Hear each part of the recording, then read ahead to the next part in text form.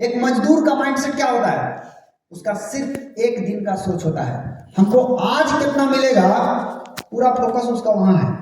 मजदूर हमेशा आज की तलाश में रहता है, उसका सोच सिर्फ कितना दिन का होता है, सिर्फ एक दिन का। अगर आपका सोच इस तरह का है तो आप डी एक्शन में आके मजदूरी कर रहे हो। आप तो गए हैं डी एक्शन में, चिल्लाने के लिए, खाली कहने के लिए बिजनेसमैन है आप, लेकिन रियल में मजदूर है, डी एक्शन के मजदूर है।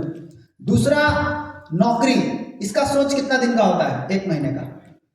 एक महीने का, अगर एक महीना में उसको सैलरी नहीं मिला तो अगला महीना ये कंपनी छोड़ देगा। तो ऐसा बहुत लोग आपको मिलते होंगे फील्ड में जो आपको बताते होंगे डी एक्शन में ठीक है हम काम करेंगे, कितना मिलेगा महीना, समझ जाओ कौन है, समझ जाओ कौन माइंडसेट का आदमी है। और आप बिजनेस कर रहे हैं बट इसका माइंडसेट कौन सा है, जॉब, नौकरी माइंडसेट का आदमी है। तो नौकरी माइंडसेट का आदमी से बिजनेस नहीं हो सकता है। बिजनेस करने के लिए बिजनेस माइंडसेट का आदमी होना चाहिए।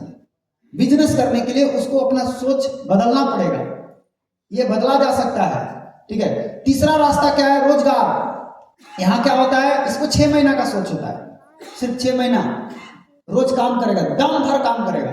6 महीना में अगर इसको कुछ नहीं दिखा, भाग जाएगा, दुकान बंद करके भाग जाएगा। 6 महीना साल भर वेट करेगा ही।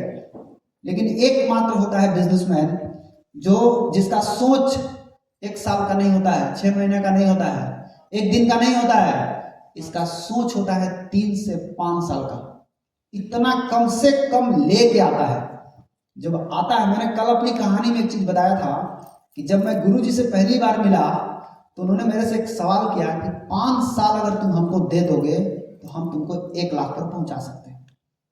उस दिन तो हमको पता नहीं चला कि वो काहे को 5 साल मांग रहे हैं, लेकिन शुरू में ही हमसे पूछे 5 साल के लिए तुम तैयार हो तो आओ, नहीं तो छोड़ दो।